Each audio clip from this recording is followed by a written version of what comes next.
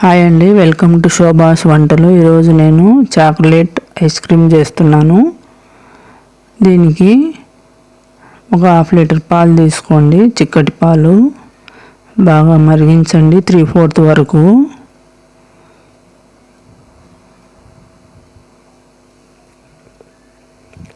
Next ఒక బౌల్లో ఒక హాఫ్ కప్ పాలు తీసుకోండి. సపరేట్గా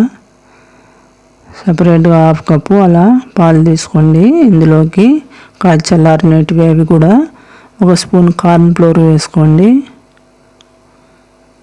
నెక్స్ట్ 2 స్పూన్స్ మిల్క్ పౌడర్ వేసుకోండి. ఇది క్రీమీగా టెక్స్చరు బాగా వస్తుంది ఐస్ క్రీము. లేదంటే పాలనే ఇంకా కొంచెం మరిగిస్తే సరిపోతుంది. ఇలాగా 2 స్పూన్స్ వేసుకోండి. ఒక spoon corn flour, 2 spoons milk powder, 2 spoons cocoa powder వేయాలండి.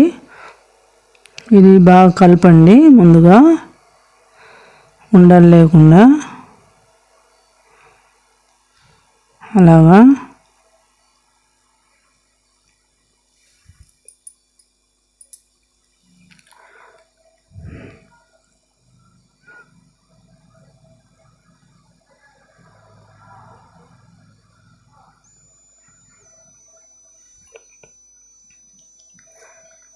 ఇందులోకి కోకో పౌడర్ వేసుకోండి 2 స్పూన్స్.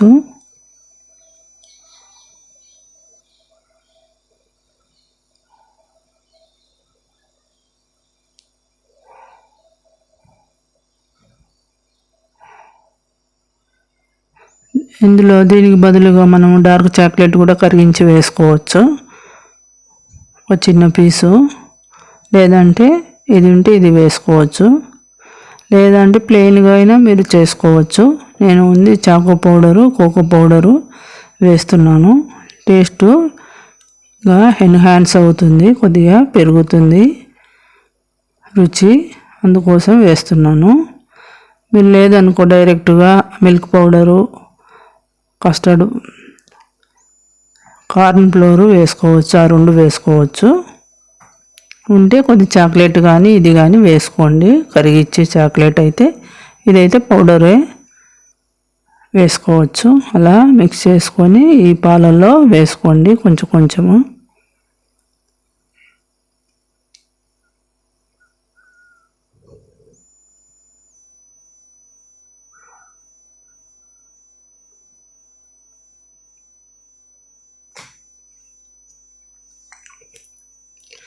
అలా అడుగంటకుండా కలుపుతూ ఉండండి.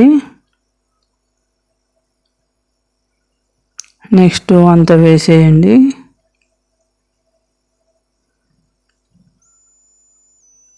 ఒక 5 మినిట్స్ కంటిన్యూస్గా కలుపుకోండి. ఆ పచ్చివాసన అనేది పోయేటట్టు మనకు తెలిసిపోతుంది. గడ్డలాగా అయ్యి కొంచెం ఆ పచ్చివాసన పోయి దగ్గరకు అవుతుంది. అది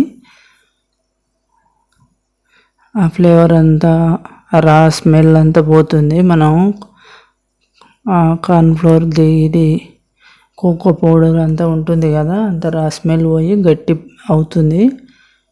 ఒక 5 మినిట్స్ అలా కలుపుకోండి అడుగంటకుండా.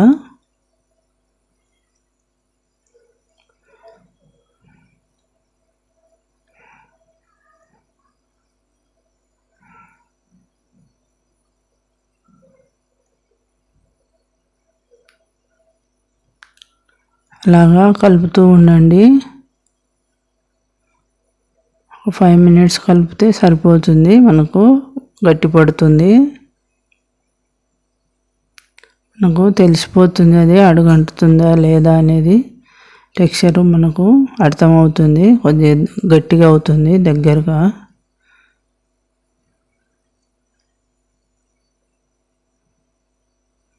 ఇలా ఏదైనా ప్లక్కర్ ఉంటే పట్టుకొని తిప్పుకోండి.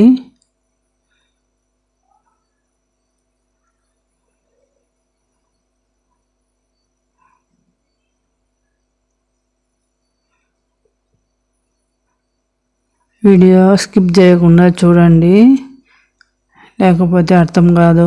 ఇది మనకు ఆ టెక్స్చర్ ఎంతవరకు రావాలి అనేది, మనం ఎంతసేపు కలపాలనేది తెలుస్తుంది. లేకపోతే మీకు అర్థం కాదు. చూడండి.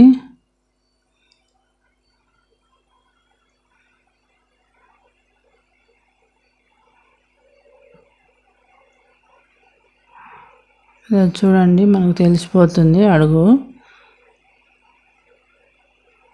బాగా ఉడికి అడుగు అంటడానికి అది కొద్దిగా వస్తుంది ప్రాసెస్లో.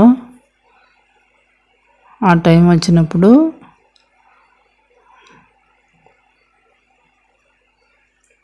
స్టవ్ ఆఫ్ చేసుకొని చల్లారబెట్టుకోవచ్చు.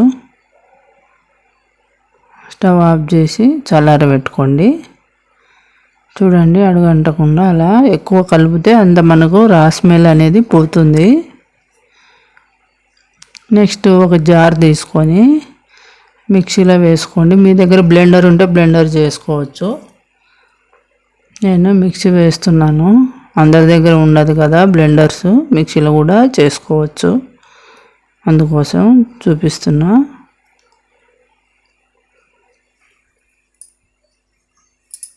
అలా మిక్సీలో ఒక 5 మినిట్స్ తిప్పండి బాగా.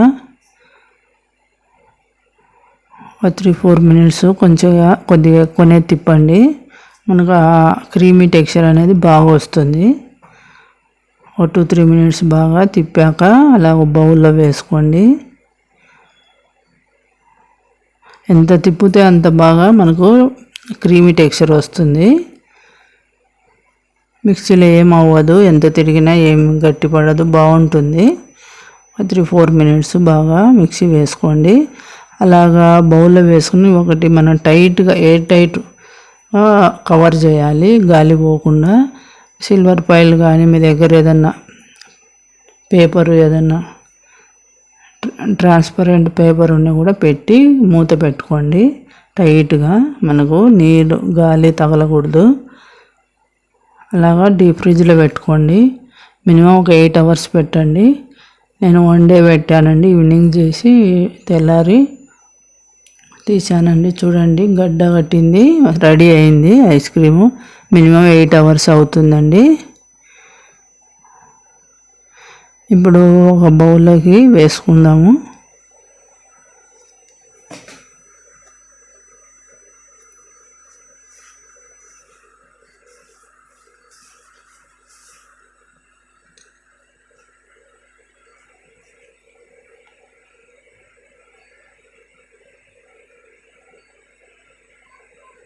ఒక గిన్నెలో మనము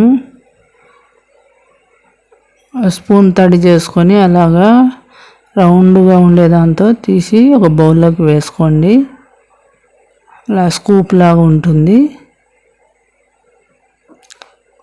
మనము స్కూప్స్ వాడతాం కదా, అలానే ఉంటుంది ఇది కూడా. అలా గంటెతో, అలా గుంత ఉండే గంటెతో చూడండి, టెక్స్చర్ తెలిసిపోతుంది.